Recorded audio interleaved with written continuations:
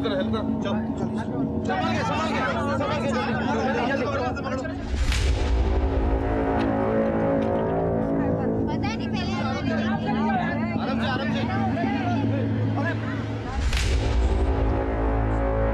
किसका घर है ये मेरे चचेरे भाई धर्म सिंह का घर है और ये उनकी बेटी रूपाली थी। घर वाले कहाँ हैं? पता नहीं साहब, मैं कब से चिल्ला रहा हूँ, दरवाजा पीट रहा हूँ, कोई सुन नहीं रहा। कोई सुन नहीं रहा है? कौन कौन है घर में?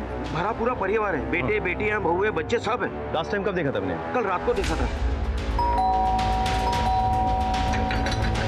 कोई है क्या? दरवाजा खोलो प्लीज।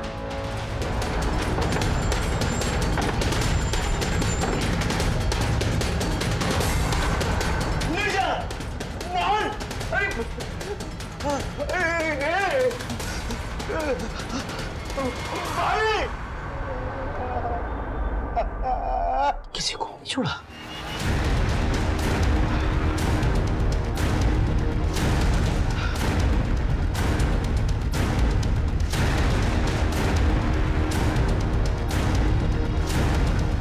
हाँ सर, मैं वसंत कुंज से बोल रहा हूँ सर। चारों तरफ लाशें बिछी हुई हैं, पूरा नरसंहार है सर यहाँ पे। प्लीज आ जाइए। नमस्कार, मैं सीनियर इंस्पेक्टर राकेश शर्मा और स्वागत है आपका क्राइम पेट्रोल दस्तक में। इतना बड़ा नरसंहार की देखकर मेरी भी रूह कांप गई। कुछ देर के लिए समझ में नहीं आया कि मैं क्या करूं। इतनी हैवानियत कोई कैसे कर सकता है? ऐसी भी क्या दुश्मनी कि पूरे परिवार को मार डाला? इतनी नफरत, इतना गुस्सा किस वजह से? और इतने बड़े परिवार में क्या किसी को भी इस आने वाले खतरे की दस्तक सुनाई नहीं दी?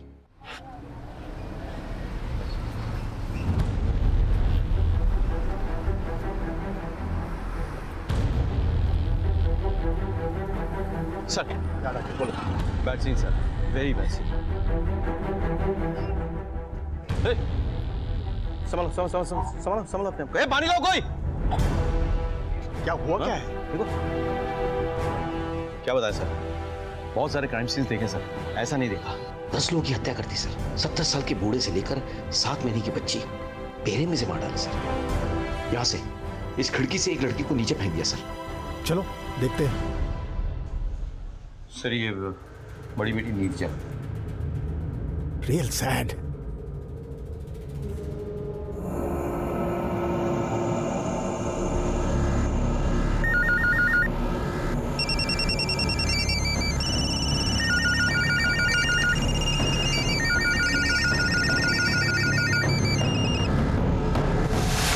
दरवाजे का लॉक नहीं टूटा है, इसका मतलब मर्डर के पास या तो घर की चाबी थी या वो घर वालों को अच्छी तरह से पहचानता था, इसलिए उन्होंने इसके लिए दरवाजा खोला। या क्वाइट पॉसिबल। एक काम करो, इन बॉडीज का पंचनामा करवाने के बाद उन्हें पोस्टमार्टम के लिए भेज दो। जी सर। और पूरे घर को सील कर दो। Okay sir.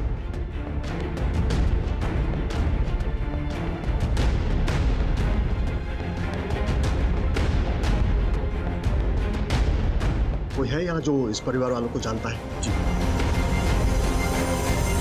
सर, ये कमल जी इस फैमिली के रिश्तेदार। इससे कोई दुश्मनी थी इनकी? कोई गलत काम तो नहीं कर रहे थे ना ये? कहीं ऐसा तो नहीं कि कोई गैंग वैंग या अंडरवर्ल्ड से कोई पंगा था इनका? नहीं साहब, कोई गलत काम नहीं कर रहे थे और ना ही किसी गैंग के साथ में पंगा था। साधारण लोग थे साहब। सब ये सामने दुकानें दिख रही है ना, ये सब इन्हीं की है। नॉर्मल बिजनेस करते थे साहब। आप कहाँ रहते हैं? यहाँ आगे कॉलोनी में पास ही में रहता हूँ साहब। अच्छा, कल रात को यहाँ 10 लोगों की मौत हो गई और आपने और किसी और ने कुछ नहीं सुना? नहीं साहब, किसी ने कुछ नहीं सुना। सुबह जब रूपाली नीचे गिरी तभी ही। जब वो लड़की गिरी तब आपने किसी को अंदर से बाहर जाते हुए देखा था? नहीं साहब, किसी को नहीं देखा। और साहब कुछ देखने की हालत में मैं था ही नहीं साहब। सर मुझे लगता है कोई झगड़ा हुआ था सर। जिस किसी ने भी ये कांड किया है वो इस परिवार से काफी नफरत करता है। या क्वाइट पॉसिबल। इसने तो पागलों की तरह नरसंहार किया। जी। लेकिन राकेश, ये भी तो पॉसिबल है कि वो लड़की रूपाली का घर के बाकी मेंबर्स के साथ किसी बात पर झगड़ा हो गया हो और फिर उसने खुद ही ये खून किया हो और फिर खुद इस खिड़की से कूद गई। ऐसा लगता नहीं है सर। रूपाली की जो कद काठी है वो ऐसे 10 लोगों का मर्डर नहीं कर सकती। तो फिर लड़की आखिर ऊपर से कूदी क्यों? सर ऐसा भी तो हो सकता है कि वो लड़की घर पे छिप कर कहीं बैठी थी। शायद किलर ने उसे ढूंढ लिया हो और किलर से बचने के चक्कर में उसने खिड़की से छलांग लगाई हो या फिर एक्सीडेंटली नीचे गिर गई हो। नहीं विनीत, अगर किलर इतनी देर तक ऊपर अंदर बैठा होगा तो किसी ने उसे अंदर जाते हुए देखा होगा। सर कमल सिंह तो कह रहा था कि उसने ध्यान ही नहीं दिया। यहाँ कोई सीसीटीवी है? नहीं सर, हमने आसपास का सारा एरिया चेक कर लिया। यहाँ आसपास कहीं सीसीटीवी नहीं लगे। सर प्लीज सर मुझे कवर करने दीजिए सर अंदर सर प्लीज सर प्लीज 9 लोगों के मीडिया को अंदर आने से आप मीडिया को अंदर आने से नहीं रोक सकते सर प्लीज सर एक बार सर हमें अपना काम करने दीजिए, अभी नहीं। आप लोग प्लीज कोऑपरेट कीजिए। सर प्लीज हमारे पीछे जो आप घर देख रहे हो इसमें 10 लोगों की लाश मिली है। गला रेत कर निर्मम तरीके से सबका मर्डर कर दिया गया है और एक जवान लड़की को खिड़की से नीचे फेंक दिया गया है। जैसा आप देख सकते हो पूरे इलाके को सील कर दिया गया है। पुलिस अभी तक मीडिया से बात करने को तैयार नहीं है। शायद इस हत्याकांड को वो अपनी नाकामियां भी समझ रही है। हत्या की वजह या हथियारे अभी तक पुलिस के सामने नहीं आया है। कमल जी, इन दुकानों में से कौन सी दुकान धर्म जी की दुकान है? वो जनरल स्टोर है, वो धर्म जी का दुकान है। हालांकि चलाता उसका छोटा बेटा मोहन है। उसका बड़ा बेटा जगन प्रॉपर्टी का काम करता है। वो पास वाली दुकान भी उसी की है, मगर वो हमेशा बंद रहती है।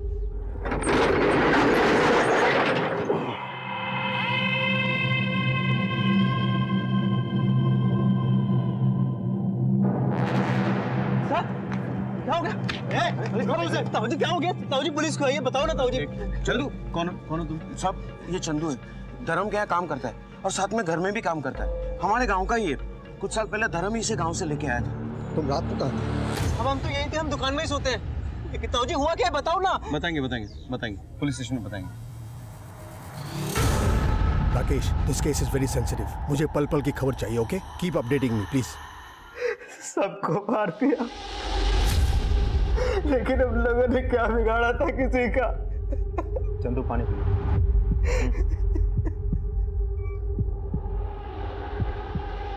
कल रात क्या हुआ था चंदू? हमको नहीं मालूम साहब, ये सब कैसे हो गया। हम तो जब वहां से निकले थे सब ठीक था। देखो चंदू, ठीक से बताओ, तुम आखिरी आदमी थे जिन्होंने सबको जिंदा देखा था। बताओ क्या हुआ था? धनतेरस की पूजा थी घर में, सब लोग बहुत खुश थे। हम भी जल्दी दुकान बंद करके घर चले गए थे साहब। आगे चंदू, महिपाल ने सही रेट लगाया ना पटाखों का? हाँ भैया। मम्मी ये पूजा का सारा सामान। नीरजा, जरा देखो बेटा, चंदू सारा सामान सही लाया है कि नहीं?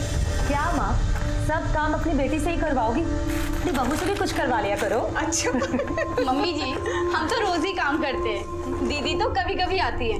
आज जरा इनसे भी काम करवा लीजिए। अच्छा और नंदिनी के लिए खूब सारे पटाखे। रूपाली दीदी, आपकी गुंजिया के लिए बचा हुआ सामान। Thank you Chandu. अरे वाह, बहुत अच्छी खुशबू आ रही है। खाना ना फटाफट आके। हाँ मम्मी जी, और कुछ सामान? अरे चंदू सुन, ये ले। ये क्या है? तेरे लिए नए कपड़े। मेरे लिए? और नहीं तो, तू भी तो हमारा बेटा है ना। खुश रह, चल जल्दी जा और जल्दी वापस आ, पूजा शुरू करनी है। मैं बस यूं गया और यूं आया। भाग के जा। तुमने वहाँ कुछ भी अजीब देखा? कुछ अलग? ऐसा पूजा थी घर पे, हंसी खुशी का माहौल था। फिर क्या हुआ? उसके बाद हम कपड़े बदलकर दुकान से वापस घर चले गए थे साहब। जबान संभाल के बात कर। हाँ तो तेरा पैसा उधार लिया तूने, एहसान नहीं किया कोई मुझ पर। पूरा ब्याज ले रहा मुझसे। देख तेरा पैसा लेके परिवार के साथ भाग नहीं जाऊंगा मैं। क्या भैया, आप किससे उधार लिया आपने? कुछ नहीं, ऐसे धंधे के लिए बस। क्या आप अपना धंधा बढ़ाने के चक्कर में हम सबको मुसीबत में डाल देते हैं? नेता बेटा है तू, टीचर है जो हर वक्त ज्ञान देता रहता है मुझे। अगर किसी से पैसा उधार लेता हूं ना तो ब्याज सहित लौटाता हूं उसे। तेरे आगे हाथ नहीं फैलाता मैं। हाँ, लेकिन किसी और के आगे भी हाथ फैलाने की क्या जरूरत है भैया? बस बहुत हो गया। छोटा है, छोटे की तरह रह। जा अपना काम कर, बड़ा ज्ञान देना है। क्या कर रहे हैं आप लोग? अब तुम शुरू मत हो जाना। कम से कम त्योहार के दिन तो मत लड़िए। आइए चलिए पूजा करते हैं। ए चंदू, इधर इधर। वाह, बड़ा सुंदर लग रहा है तू। क्या भैया, आप भी ना। तो लक्ष्मी नारायण भगवान की जय।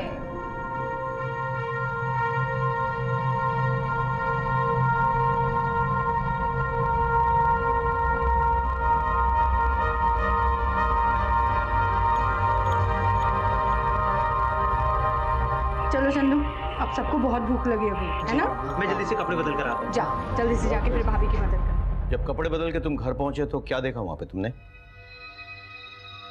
साहब हम वापस गए नहीं थे, कपड़े बदलने के लिए हम दुकान गए थे, सब वही हमारी आंख लग गई। सब हम जब सुबह उठे तो आप हमारे सामने थे। ऐसे भी कौन सी कुंभकर्ण की नींद सो रहे थे तुम चंदू कि तुम्हें कुछ होश ही नहीं था? को नहीं पता साहब। विनीत, एक बात तो स्ट्रेंज है, जब हमने घर का मुआयने किया था तब खाना वैसा का वैसा पड़ा हुआ था, यानी कि पूजा के बाद किसी ने खाना टच भी नहीं किया था।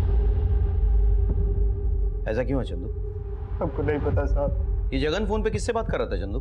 देख, तेरा पैसा लेके परिवार के साथ भाग नहीं जाऊंगा मैं। मालूम नहीं साहब, वैसे भी जगन भैया ने जब से नया प्रॉपर्टी का काम शुरू किया था उन्होंने बहुत लोगों से उधार ले रखा था और उनको आए दिन कोई ना कोई धमकाता रहता था। कितनों के पैसे तो मोहन भैया ने चुकता किए थे। कर्जा देने वालों में से किसी ने कांड किया होगा, और कोई है जो खून कर सकता है? हमको पक्का तो नहीं पता साहब, लेकिन साहब कुछ दिन पहले की बात है।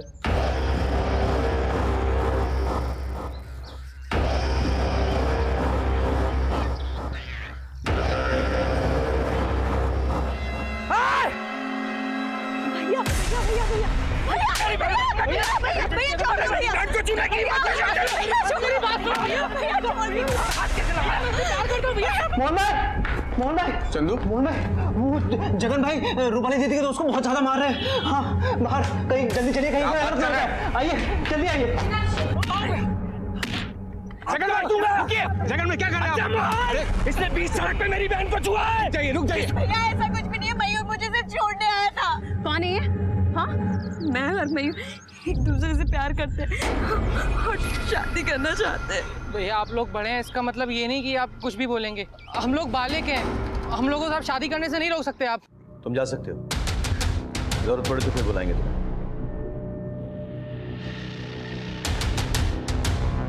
मैं कम इन सर? कम इन। सर, ये स्वराज एक्सप्रेस के ट्रेन की टिकट है जो हमें रूपाली के हैंडबैग से मिला था। इसको देखने से तो ऐसा लग रहा है कि रूपाली और मयूर दोनों इसी ट्रेन से सुबह 4:30 बजे जम्मू जाने वाले थे। सर हमें घर में एक लगेज बैग भी तो मिला था जिसमें लड़की के कपड़े, ज्वेलरी और कैश थे। यानी कि रूपाली और मयूर भागने की ताक में थे। हो सकता है कि रूपाली के घर वालों को इस बात का पता चल गया हो, उन्होंने रूपाली को रोकने की कोशिश की हो, फिर मयूर और रूपाली ने मिलकर सबको मार डाला। लेकिन रूपाली नीचे कैसे गिरी थी? इस सवाल का जवाब या तो रूपाली दे सकती है या फिर मयूर। देखो कहाँ है वो, यही पता करो किसी ने रूपाली के घर के आसपास मयूर को देखा था क्या? मयूर के कॉल रिकॉर्ड्स निकालो और बाकी के फैमिली के भी। सब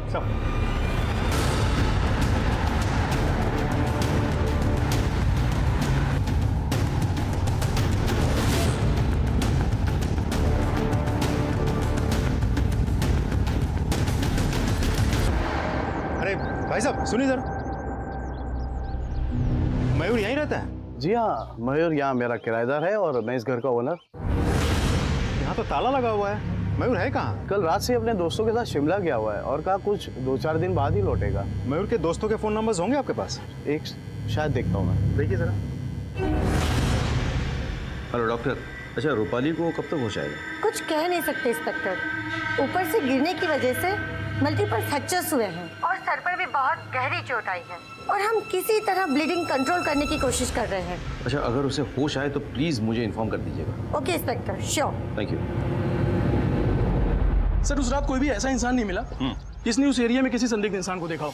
अच्छा। दिवाली का टाइम होने की वजह से बच्चे पटाखे फोड़ रहे थे और लोग अपने अपने घरों में धनतेरस की पूजा में बिजी थे। सर मयूर के लैंडलॉर्ड से बात हुई, उन्होंने बताया कि मयूर शिमला गया था अपने दोस्तों के साथ, लेकिन जब हमने मयूर के दोस्तों से पूछताछ की तो उन्होंने कहा कि मयूर कहाँ जाता है उनको कोई आइडिया नहीं। इसका मतलब मयूर झूठ बोल के गया। फिलहाल मयूर का फ़ोन स्विच ऑफ आ रहा है, हमने ट्रैकिंग पे डाल दिया। सर ये चंदू भी तो ये कांड कर सकता है? हाँ, हमारे शक के घेरे में वो भी है, लेकिन सर्कमस्टेंशियल एविडेंस की कोई भी लीड चंदू की तरफ इशारा नहीं कर रही। मीडिया में बहुत गहमा गहमी है, ऊपर से भी बहुत प्रेशर है। आफ्टर ऑल दिल्ली देश की राजधानी है, मयूर को तो किसी भी हालत में पकड़ना होगा। एक काम करो, उसके फोटोग्राफ्स बाकी के पुलिस स्टेशन और अखबारों में सर्कुलेट कर दो। देखो किस बिल में छुप के बैठा है चूहा, तुम निकालो सर। मैसेज आया, प्राइमरी पोस्टमार्टम रिपोर्ट और फॉरेंसिक रिपोर्ट आ गई। अपने को कवर करना। Vivek, be alert, be ready.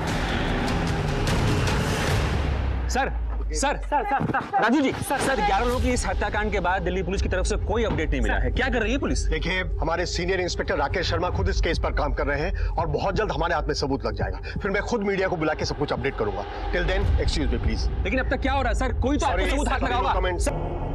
इसीलिए हमने मिठाई के बचे हुए टुकड़ों की जांच की। सर, नींद की दवाई उसी में मिलाई गई। मोहन के पोस्टमार्टम रिपोर्ट के मुताबिक वो डायबिटिक था, तो समझ में आता है कि उसने मिठाई क्यों नहीं खाई। उसके पेट में नींद की दवाई तो नहीं मिली, लेकिन वो नशे में था सर। हम ये पता करने की कोशिश कर रहे हैं कि उसने एग्जैक्टली क्या नशा किया था। चंदू के मुताबिक उस दिन मिठाई रूपाली ने बनाई थी, तो ये तो साफ जाहिर है कि रूपाली ने नींद की दवाई डाली मिठाई में और खुद नहीं खाई। वो भागने के ताक में थी, इसीलिए शायद उसने घर वालों को बेहोश किया। घर में किसी बाहरी आदमी के फिंगरप्रिंट्स मिले हैं? नहीं सर, फोरेंसिक के मुताबिक सिर्फ घर वाले और नौकर के फिंगरप्रिंट्स थे। दरवाजा अंदर से बंद था और मर्डर वेपन अभी तक नहीं मिला सर। व्हाट स्ट्रेंज कि मोहन को आखिरकार इतने देर बाद क्यों मारा गया? पता नहीं सर, लेकिन ऐसा लग रहा था कि कातिल किसी बात के लिए मोहन को पनिश कर, मतलब उसे सजा दे, इसीलिए उसकी आंखों के सामने घर वालों को मार दिया गया और उसके बाद रूपाली को खिड़की से फेंक दिया गया और फिर मोहन को मारा। हो ना हो सर, ये काम किसी पहचान वाले का है जिसके लिए दरवाजा खोला गया। हाँ हाँ, लेकिन कौन? सर, हमारा पूरा शक रूपाली के बॉयफ्रेंड मयूर पे है। हम उसे ढूंढने की पूरी कोशिश कर रहे हैं। राकेश, तुम्हें पता है ना इस केस के लिए हमारे ऊपर कितना प्रेशर है? I want results as early as possible, right? Absolutely, sir. Rupali को मिठाई बनाने का सामान तुमने ला के दिया था ना, और साथ में नींद की दवा भी। मतलब साहब? मतलब मिठाई में नींद की दवा मिली हुई थी। वो मिठाई तो हमने भी खाई थी और हमने एक की बजाय दो खाई थी। तभी जब हम दुकान में कपड़ा बदलने के लिए गए थे तो हम वहीं लुढ़क गए साहब। अभी हम सोचे कि हमें कोई सुध काहे नहीं रही। मैं कमी साहब? कम इन। सर, उस रात जगन को जो आदमी फोन करके धमका रहा था उसका पता चल गया। कौन है वो? बंटी श्रीवास्तव। वो बंटी श्रीवास्तव जो बहुत बड़ा क्रिमिनल है, उसका जगन के साथ क्या वास्ता? बंटी श्रीवास्तव से तो जगन भैया ने खूब सारे पैसे उधार ले रखे थे, करीब 60-65 लाख, और इतना बड़ा कर्जा मोहन भैया भी नहीं चुका सकते थे और इसलिए मोहन भैया और जगन भैया में आपस में झगड़ा रहता था। और साहब, एक बार तो बंटी श्रीवास्तव का गुंडा लोग घर पे भी आया था। ये मैं जीत गई, पापा हार गए। अरे वाह जगन भैया, आप तो बच्ची से हार गए। अरे बच्ची से क्या हार गए? मेरी तो प्यारी बच्ची है, इसी से तो हारा हूँ। चल एक गेम और हो जाए। ओ बाबा, क्या आरजी चल रही है? कहीं ऐसा न हो तेरी बेटी अपनी जिंदगी से हार जाए। कौन तुम लोग? मेरे घर में आने की हिम्मत कैसे हुई? अबे साले, बंटी भैया के पैसे खा के हमें हाथ निकाला। अगर तूने बंटी भैया के पैसे 7 दिन में वापस नहीं किया ना तो पूरे परिवार के टुकड़े टुकड़े कर दूंगा। चल गुड डे। उस कत्ल वाली रात भी जगन के पास बंटी का फोन आया था। देख, तेरा पैसा लेके परिवार के साथ भाग नहीं जाऊंगा मैं। बंटी से माफी या मोहलत मांगने के बजाय जगन ने फोन पर उससे बदतमीजी की। हो सकता है कि बंटी को गुस्सा आ गया हो और उसने अपने आदमियों को भेजा हो उनको मारने के लिए। कहाँ है आजकल बंटी? सेंट्रल जेल में सर। इस हथियार से उन सब के गले रेते गए हैं। सुना है वो चाकू से भी पतले थे और इस तरीके के हथियार पॉकेटमार ही यूज करते हैं। चिंदी पॉकेटमार और बंटी श्रीवास्तव में आपको फर्क नजर नहीं आता है? आप लोगों से पूछिए कि बंटी श्रीवास्तव अगर किसी का खून भी करता है तो किस तरीके से करता है। और पूरी दुनिया जानती है कि बंटी श्रीवास्तव की दुश्मनी किसी से भी हो मगर वो औरतों और बच्चों को कभी नहीं मारता है। तो बातें तो बहुत अच्छी करता है, लेकिन अगर ये तेरा काम हुआ तो तू बहुत पछताएगा। साहब, मैं तो पहले से उम्र कैद की सजा काट रहा हूँ, अब इससे ज्यादा और क्या होगा। तेरी उम्र कैद की सजा मैं इतनी मुश्किल कर दूंगा कि तू दरख्वास्त करेगा अदालत में कि तुझे फांसी की सजा हो जाए।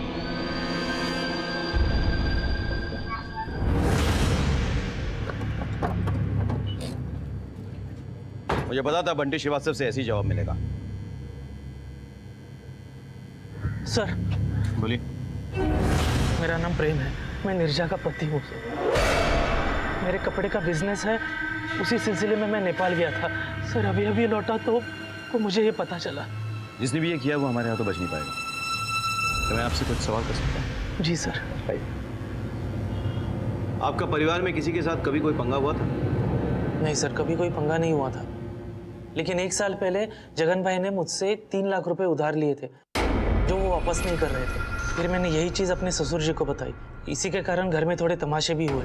फिर मोहन भाई ने मुझे कहा कि वो मुझे पैसे 6 महीने में लौटा देंगे और फिर उन्होंने लौटा भी दिए। मुझे लगता है जिस किसी ने भी सबको मारा है, आपकी पत्नी का परिवार उसे अच्छी तरह से जानता था और अपनी मर्जी से अंदर आने दिया। ऐसा कोई है जो आपकी पत्नी के परिवार का सगा भी था और उनसे इतनी नफरत भी करता था? सर, मुझे पक्का तो नहीं पता, लेकिन 7 दिन पहले मैं अपने ससुराल गया था मेरी सासू माँ को पूजा का प्रसाद देने के लिए। बहुत अच्छा लगा दामाद जी, आज आप इतने दिनों के बाद आए। प्रेम जी, हम लोग एक शहर में रहते हैं, फिर भी एक दूसरे को नहीं देख पाते। आते रहा करो, मुझे चाय मिल जाती है इस बार। हिना? हिना? क्या हुआ बेटा? हाँ? अरे हिना? हिना? क्या बात है बेटा, रो क्यों रही है? सब कुछ ठीक है ना? कुछ ठीक नहीं है माँ। क्या ठीक नहीं है ना? भैया, हर्षद ने मुझे घर से निकाल दिया, वो मुझे तलाक देना चाहता। क्या कह रही है ना? ऐसे कैसे देना चाहता था? हाँ? शादी को 6 महीने नहीं हुए उसने तुम्हें घर से बाहर निकाल दिया। अब तू देख, छोड़ूंगा नहीं। मेरी बहन की बेइज्जती की है उसने। अरे जगन, जगन रुक जा बेटा। दामाद जी आप उसे रोकिए प्लीज, बहुत गुस्से वाला है, कुछ गलत ना कर बेटे। मोहन भी घर पे नहीं है, चलो रोकिए उसे। जी। अर्षद! अर्षद! अरे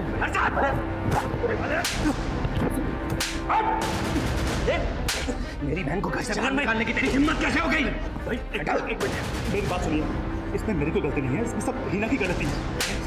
एक तो मेरी बहन को तुमने घर से बाहर निकाल दिया, उसके बाद तू गलती उसी की बता रहा है। क्या करता मैं? आपकी बहन को पति पत्नी का रिश्ता निभाना ही नहीं आता है। सुन, संबंध प्यार इज्जत और मोहब्बत से बना जाते हैं। अगर तूने सम्मान के साथ मेरी बहन को घर में वापस नहीं किया ना, तो मैं मंदिर के घंटे की तरह इतना बजाऊंगा कि साले ना तू रात में सो पाएगा ना दिन में। समझा? ये बजा के अपनी बहन को सिखाइए पहले। तुझे सिखाता हूँ हरामखोर। तो आपको लगता है हर्षद ने सबको मारा? सर ये तो मैं कह नहीं सकता, लेकिन जिस तरह का बर्ताव जगन भाई ने हर्षद और उनके पिताजी के साथ किया, अगर ऐसा कोई मेरे परिवार के साथ करता तो मैं तो उसे जिंदा नहीं छोड़ता। आपने मेरे सवाल का जवाब खुद ही दे दिया।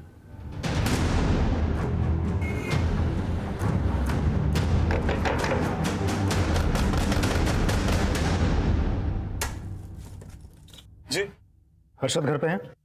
जगन ने तुम्हारे पिताजी पे हाथ उठाया था, लेकिन उसके परिवार की हत्या से हमारा कोई लेना देना नहीं है सर। हिना के साथ तो है ना? हिना को घर से क्यों निकाल दिया था? सर वो मैं बहुत अजीब सिचुएशन में फंस गया था, पता नहीं कौन से ट्रॉमा में थी। जब मैं जाता उसके पास तो वो डरकर भाग जाया करती थी। सर हमारे बीच में कभी भी पति पत्नी का संबंध रहा ही नहीं। सर मैंने उसे कितनी बार कहा कि किसी साइकियाट्रिस्ट के पास चलते हैं, लेकिन नहीं। एक बात बताओ, कत्ल की रात तुम कहाँ थे? मैं अपने घर पे ही था सर। ठीक है, फिलहाल के लिए तो हम जा रहे हैं, लेकिन शहर छोड़ के नहीं जा सकते तुम। कभी भी हमें याद करे तो चुपचाप अटेंडेंस लगाने पुलिस स्टेशन आ जाना। ठीक है सर। सभी विक्टिम्स के फ़ोन कॉल रिकॉर्ड्स आ गए हैं, मयूर के भी। एक इंटरेस्टिंग बात है सर, मयूर रात को करीब 12:30 बजे और फिर सुबह करीब 6 बजे रूपाली के घर के आसपास ही था। एक और बात सर, उस रात 1 बजे से लेकर 5:30 बजे तक ये रूपाली और मयूर दोनों के मोबाइल की लोकेशन एक ही थी, मयूर के घर वाले एरिया में। Thank you.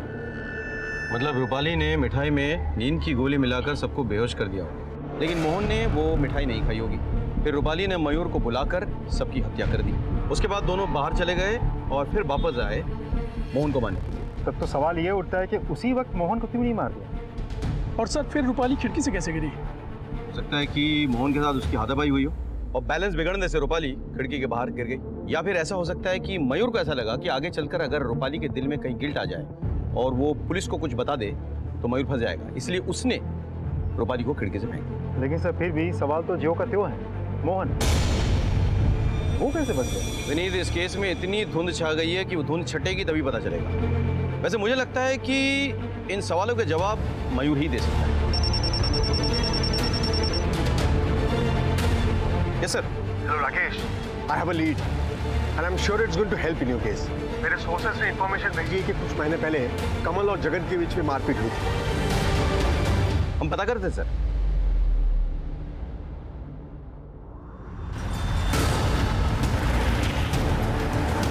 कमल और जगन के बीच झगड़ा हुआ था क्या? हाँ, कुछ दिन पहले उनमें झगड़ा हुआ था। प्रियंका, तुमने नंदिनी को देखा क्या? सुमन, तुमने नंदिनी को देखा क्या? कमल जी के हैं। कमल जी के हैं? हाँ। नंदिनी, हद होती है बेशर्मी की। छोटी बच्ची है ये, तुम्हें शर्म नहीं आई? तुम्हें और कोई नहीं मिला? मेरी मासूम बच्ची मिली तुम्हें ऐसी हरकत करने के लिए? नहीं, तुम्हें कोई गलतफहमी हो रही है। फिर क्या हुआ? फिर भाभी ने जगन जी को बुलाया और दोनों में हाथापाई हुई। ये मेरी भी बच्ची है। बच्ची? जगन, आवाज साले! आज के बाद मेरी बेटी तो क्या, मेरे घर के आसपास भी दिखाई दिया तो जिंदा काट दूंगा बुड्ढे। मैंने ऐसा कुछ नहीं किया जगन।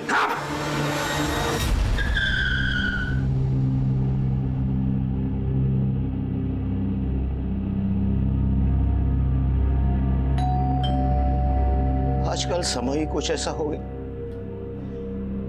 कि लोगों को सच्चे रिश्ते पर भी भरोसा नहीं रहा। उस दिन नेहा ने मुझे नंदिनी को अपने गोद में बिठाकर प्यार करते देख लिया तो उसने गलत समझ लिया साहब। धनतेरस के दिन मेरे घर के अलावा सारे घर में रौनक। वो छोटी बच्ची नंदिनी ने मुझे देखा और दिवाली की शुभकामनाएं दी। हैप्पी दिवाली दादू। मुझे अच्छा लगा साहब, ऐसा लगा कि चलो कोई अपना तो है। नहीं सुधरोगे ना तुम? मैंने आपको सब कुछ सच सच बता दिया, लेकिन आपको फिर भी ऐसा लगता है कि ये मैंने किया है तो आप मुझे जेल में डाल दीजिए।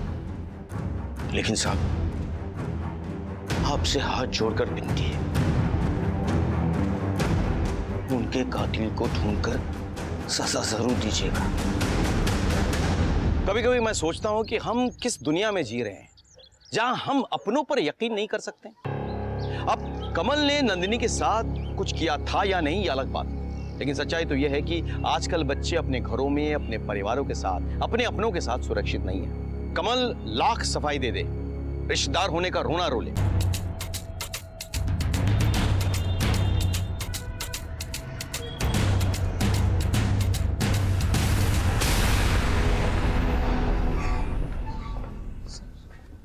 प्यार से बोलेगा या मार खाने के बाद सच बोलेगा? क्यों मारा सबको? सर मैंने किसी को नहीं मारा सर। सर चलो, सर मेरी बात सुनिए, सर मेरी बात सुनिए, सर मेरी बात सुनिए, सर मेरी बात सर हमारा प्लान सिंपल था सर। रूपाली मिठाई में नींद की दवाई मिलाएगी और सबके सोने के बाद चुपचाप रूपाली बाहर आ जाएगी और मैं उसे पिक कर लूँगा। सर हमारा प्लान भी पूरा हो गया था सर।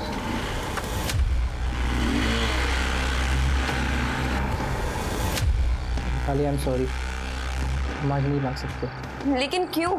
मेरे दोस्त ने आज वादा किया था कि वो हमें पैसे देगा, लेकिन अब एंड मोमेंट पर उसने मना कर दिया है। मयूर तुम समझ क्यों नहीं रहे हो? मैं कितनी मुश्किल से आई हूँ। मैं जानता हूँ, लेकिन बिना पैसे भागने का कोई फायदा नहीं है। ठीक है, तो ऐसे हालात में जाती हूँ वापस घर। जा रही हूँ। सुनो मेरी बात सुनो, मेरी बात सुनो। इस वक्त घर पे जाने से क्या होगा? घर वाले तो नींद की दवा खा के सब सो रहे हैं ना, सो हम यहाँ है ना, बैठे हैं ना, सब ठीक हो जाएगा। Don't worry. उसके बाद सर 4-5 घंटे हम साथ में ही थे, फिर मैंने उसको उसके घर के पास छोड़ दिया था सर। बहुत लेट हो गया है, घर में से अगर कोई उठ गया होगा तो? कुछ भी नहीं होगा, तुम घबराओ मत, मैं यही हूँ। तो बंदा जाके मुझे फ़ोन कर देना जैसा भी, ठीक है? मत कर।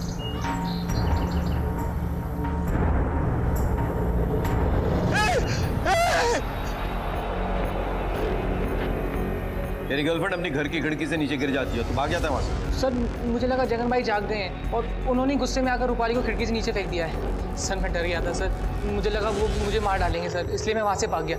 लेकिन सर मैंने ही बाहर जाकर पुलिस को पीसीओ से फ़ोन किया था सर। Hello police station. सच बोलने को कहा था, कहानी सुनाने को नहीं। अरे सर मैं सच बोल रहा हूँ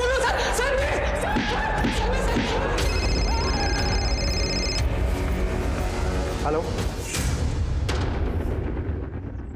सर, अभी अभी हॉस्पिटल से कॉल आया था, रूपाली की डेथ हो गई। सर हमारे पास एक ही रास्ता बचा था, अब रूपाली के डेथ के साथ साथ तो वो रास्ता भी बंद हो गया। विनीत, पुलिस वालों के लिए रास्ते कभी बंद नहीं होते। कातिल को तो हम ढूंढ निकालेंगे, तो जो कोई भी है हमारी आंखों के सामने है, बस पर्दे के पीछे छिपा हुआ है। एक काम करते हैं, फिर से सारी पर्दे हटाते हैं, कुछ ना कुछ जरूर हाथ लगेगा। तुम एक काम करो, इस केस से जुड़े हुए तमाम एविडेंसेस और स्टेटमेंट्स लेके आओ। सर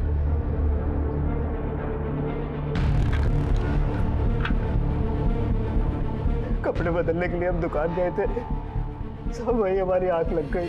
पूरी दुनिया जानती है कि बंटी श्रीवास्तव की दुश्मनी किसी से भी हो, लेकिन वो बच्चे और औरतों को नहीं मारता है। मैं अपने घर पे ही था सर। आपको फिर भी ऐसा लगता है कि ये मैंने किया है तो आप मुझे जेल में डाल दीजिए। विनीत, इसे लेके आओ। Are you sure sir?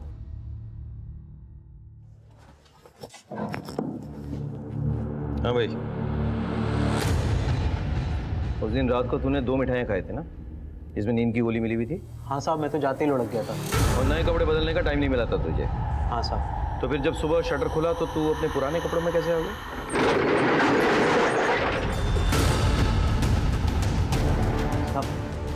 साहब मैं आपको बताना भूल गया, मैंने सोने से पहले कपड़े बदल लिए थे।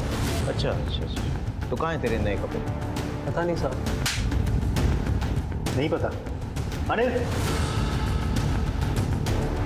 याद आया कुछ? तेरे नए कपड़े जो तूने दुकान में बोरी के नीचे छिपा रखे थे।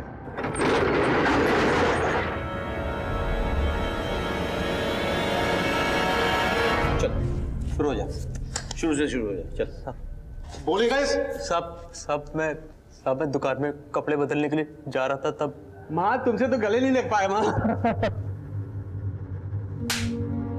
माँ खबरदार जो मुझे अपनी गंदी जबान से माँ कहा है तो तेरे जैसे घटिया इंसान को रिश्तों का मान रखना आता भी है। माँ ऐसा क्यों बोल रही है? क्या हुआ है? शर्म नहीं आई तुझे अपनी ही बहन की इज्जत पर हाथ डालते हुए? क्या बकवास कर रही है आप? अच्छा बकवास कर रही हूँ मैं? हाँ, हिना ने हमें सब कुछ बता दिया है। बचपन से ही तू इसकी इज्जत पर हाथ डालते आया है, अपनी ही बहन की इज्जत लूटता रहा तू। तेरी वजह से आज इसकी गृहस्थी बर्बाद हो रही है। अरे ये तो अपने पति के पास भी जाने से डरती है। राक्षस है तू, बिल्कुल राक्षस। हिना, हिना, माँ जो कह रही है क्या वो सही है? मोहन, तुझे नहीं छोड़ूंगा साले। आज इनके साथ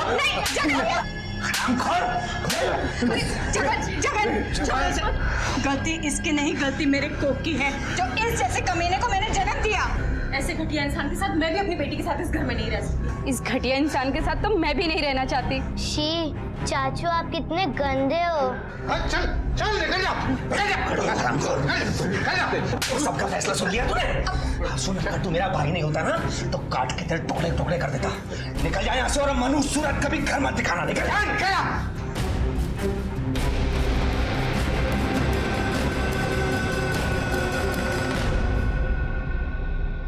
लो, पी लो, दर्द कम हो जाएगा।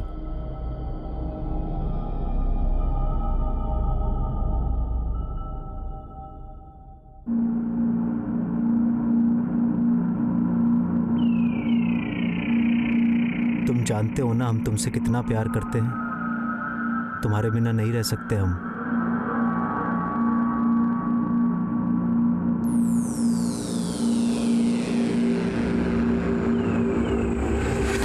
मैं घर छोड़ के चला जाऊंगा, नहीं रहूंगा यहाँ पर मैं। तुम काहे जाओगे घर छोड़ के? हाँ, ये घर तुम्हारी खून पसीने की कमाई से बना है। क्या किया है जगन ने आज तक इस घर के लिए, सिवाय कर्जा लेने के? और नीरजा चली गई ना अपने ससुराल, इतना सारा दहेज लेकर। और वो हिना, अरे जो औरत अपने पति को नहीं संभाल सकती वो औरत कहलाने के लायक नहीं होती। क्या क्या बोल कह रहा है तू? उन्हें बहाना चाहिए था तुम्हें घर से निकालने का। चलते हैं वो सब लोग तुमसे, और तुम भी मार खाकर बैठ गए। सिर्फ मर्द की तरह प्यार ही कर सकते हो या फिर मर्द की तरह गुस्सा भी आता है? बकवास मत कर तू, बकवास मत कर।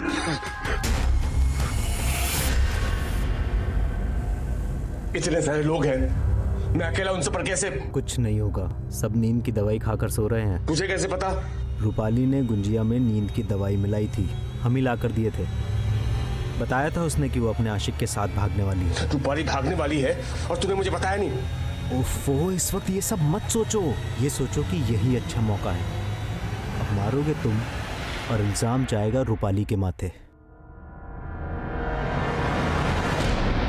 मेरी बात मानो मोहन, यही मौका है। बदला ले लो अपनी बेइज्जती का, खत्म कर दो सबको, और फिर सब तुम्हारा, मैं भी तुम्हारा।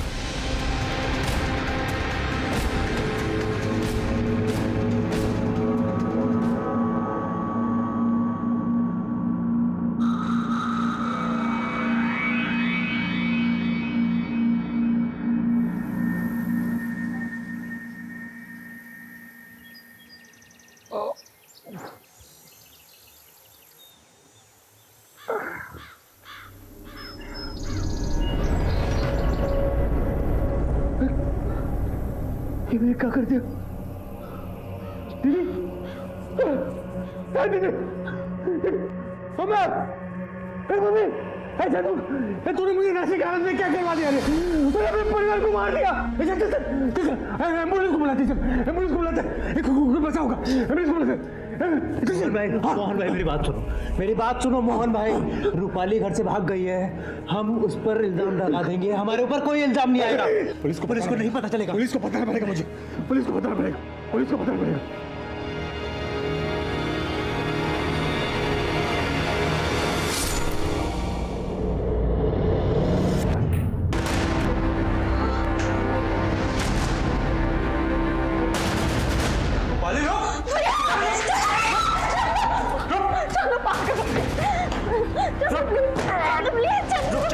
रुक जा रूपाली।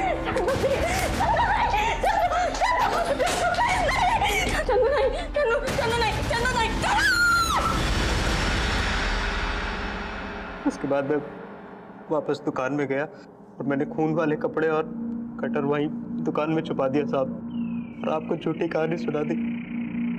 तेरी इसी झूठी कहानी ने हमें तुझ तक पहुंचा दिया। मैंने तेरे जैसा कमीना इंसान नहीं देखा। बचपन से तू जिस परिवार का हिस्सा था, उस पूरे परिवार को काट डाला तूने। तुझे जितनी सजा मिले वो कम है। मैं कोशिश करूंगा कि तुझे कम से कम फांसी की सजा मिले। बुरे काम का नतीजा हमेशा बुरा ही होता है। फिर मोहन ने जो हिना के साथ किया था वो सिर्फ बुरा नहीं बल्कि एक पाप था। किसी भी लड़की के साथ जबरदस्ती करना अपराध है। फिर हिना तो मोहन की सगी बहन थी। हिना के साथ इतना कुछ होता रहा लेकिन वो चुप रही। लेकिन क्या घर वालों को इस बात की कोई दस्तक नहीं मिली? किसी को कुछ भी एहसास नहीं हुआ? और क्या हिना परिवार में किसी पर कोई विश्वास नहीं रखती थी कि वो अपनी सच्चाई किसी को बयान कर सके? हर रिश्ते की एक मर्यादा होती है और जब कभी इंसान उस रिश्ते को तोड़ता है तो वो किसी ना किसी अपराध को निमंत्रण देता है। सर जी, बसंत कुंज एरिया के पीछे वाले बस्ती में एक रेप हुआ, हमें तुरंत निकलना होगा। चलो सर। मैं सीनियर इंस्पेक्टर राकेश शर्मा आपसे विदा लेता हूं। फिर मिलूंगा किसी नए केस के सिलसिले में। तब तक सतर्क रहिए और देखते रहिए क्राइम पेट्रोल दस्तक। मकसद बताना नहीं, बचाना है। जय हिंद।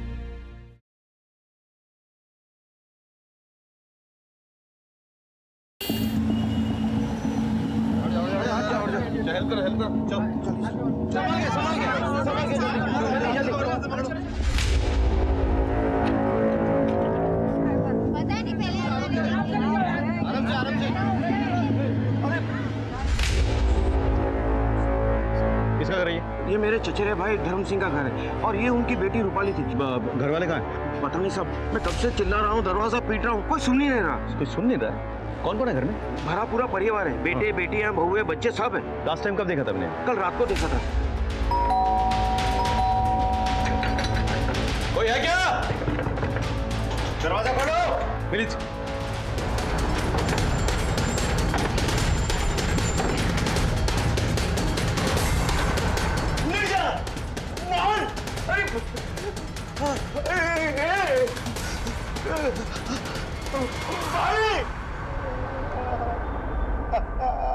किसी को नहीं छोड़ा।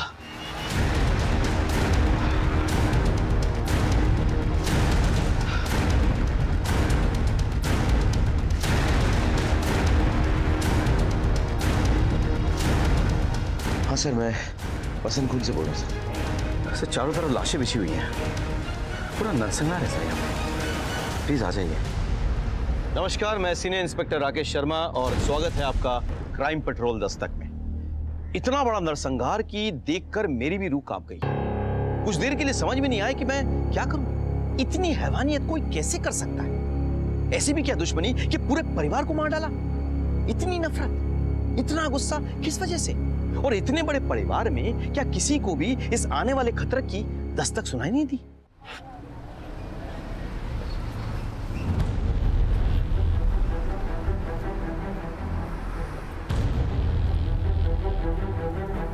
सर बोलो।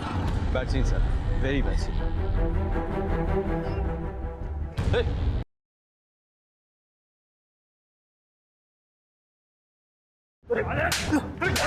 अगर ऐसा कोई मेरे परिवार के साथ करता तो मैं तो उसे जिंदा नहीं छोड़ता। आज के बाद मेरी बेटी तो क्या, मेरे घर के आसपास भी दिखाई दिया तो जिंदा काट दूंगा बुड्ढे। क्यों मारा सबको? सर मैंने किसी को नहीं मारा सर। हेलो